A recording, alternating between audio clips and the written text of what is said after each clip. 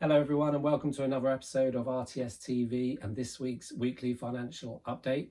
Hope you're all well, staying safe and enjoying the nice weather we've had this week. Let's dive straight in.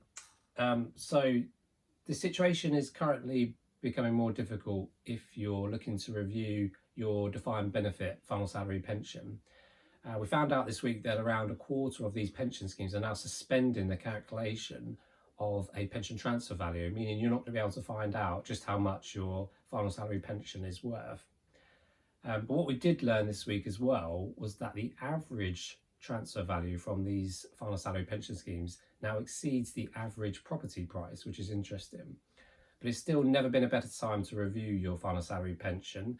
So even though some of these schemes are suspending the calculation of transfer values, do start to look at it now, have it reviewed by a professional, get in touch if you need some support on this, and just get in the queue ready to have this looked at. In terms of the UK kind of economy, Transport for London received a 1.6 billion bailout this week, which is probably going to lead to fare increases for the buses and trains in London, which is not good news for these London commuters. And speaking of rising prices, we got the latest inflation data out this week, which showed inflation had fallen to a 4-year low at 0.8%. But don't be fooled by this. Inflation probably is going to go lower in the short term, but we're definitely expecting some higher inflation in the longer term. There's an incredible amount of money being printed in the world right now to pay for all of the support packages that are being announced by various governments. And with more money in the world, it's probably going to lead eventually to more demand without the necessary supply. So we do expect inflation to come and bite us in the near future. In terms of how that impacts the government as well, the government are actually looking for inflation. This is one of their tactics they're going to use to help pay off the huge deficit that they're building up. They'll use this along with low interest rates, because basically if they can keep interest rates low and inflation high, this reduces the value of debt in real terms over time. But it was good news for the government this week, as they're able to borrow money at negative interest rates for the first time ever. Now, this basically means investors are paying the government to look after their money, which sounds a bit odd. But what they're basically hoping for, the investors, is that in the near future, the interest rates will go even lower, which means the price of their investment will be higher. Because with bonds and government gilts, the lower the interest rate, the higher the price. The lower the price, the higher the interest rate. That's just how they work. So more news on the job front this week. Around 2.1 million people have applied for unemployment benefits in April in the UK. So between the furlough scheme and the self-employed support scheme, around a third of private employees are now receiving some support from the state.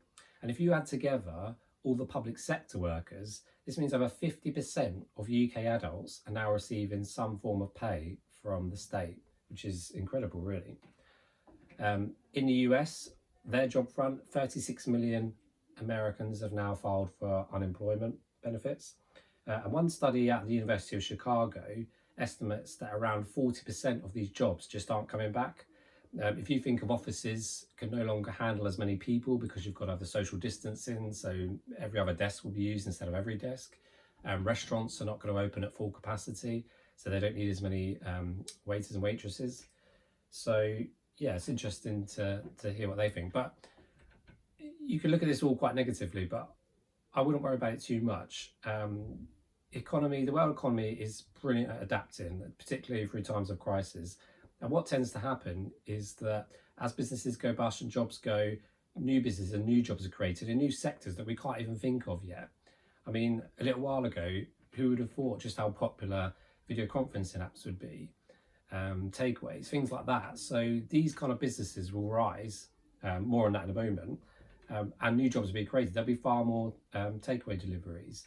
There'll be far more workers needed to handle working in software like Zoom and things like that. So yeah, don't worry too much about the job situation at the moment. Also in America, President Trump, he is a funny old soul. He's increased his war of words with China yet again. This time he's been threatening to cut all ties with them due to their handling of the COVID-19 crisis. But really, I think this is a bit of an election tactic. There's US elections coming at the end of this year. Um, Views towards China in America are turning more and more negative with voters. So I think Trump sees this as one of his big pluses. He can say, look, I'm the guy that always stands up to China, so I'm the guy you need to take them on moving forward. But I think once the election's passed, in the longer term, the two economies are just too big and too intertwined to have any lasting damaging effect. So I think it will all quieten down shortly after the election. China is still importing more from the US, particularly after the recent trade deal. So hopefully that will all hold up as well. Going back to video conferencing software, Zoom, in the US stock market this week, we saw Zoom's share price rise so much that it is now valued more than the top 7 biggest airlines in the world combined, which just shows you how funny markets can get in times of crisis, how different investors move to what's hot, what's new. Over in Europe, Germany and France have proposed a sort of bailout fund for EU countries that are struggling with COVID-19. They're quoting 500 billion euros for this, and they're going to offer it in form of grants rather than loans. So these individual countries don't need to pay it back individually. The amount's going to be paid back out of the EU budget. Now, it's interesting because there was a time recently where it looked like countries like Italy and Spain could be on the verge of leaving the EU. Their economies are in a mess, and it didn't seem to be getting much support from the EU as a whole. And this is leading to negative sentiment in their voters. But it just shows you just how far, again, the EU is willing to go to sort of save its club. But of course, this will only continue as long as German and French voters want it to continue. So if they turn negative towards the EU as a project, then we can start to see that fall apart. So that's it. That wraps up another weekly update for this week. Hope you found it useful. Do ask questions, leave comments. And remember, we try and piece together all the week's news into a quick 5-minute highlight. So really, this is the only thing you need to watch. Don't worry with BBC News, Sky News, all that negativity. Just come on here, 5 minutes, and we'll tell you everything you need to know regarding the news and how it impacts your money. So until next time, until another episode on RTS TV, take care, stay safe, and see you soon.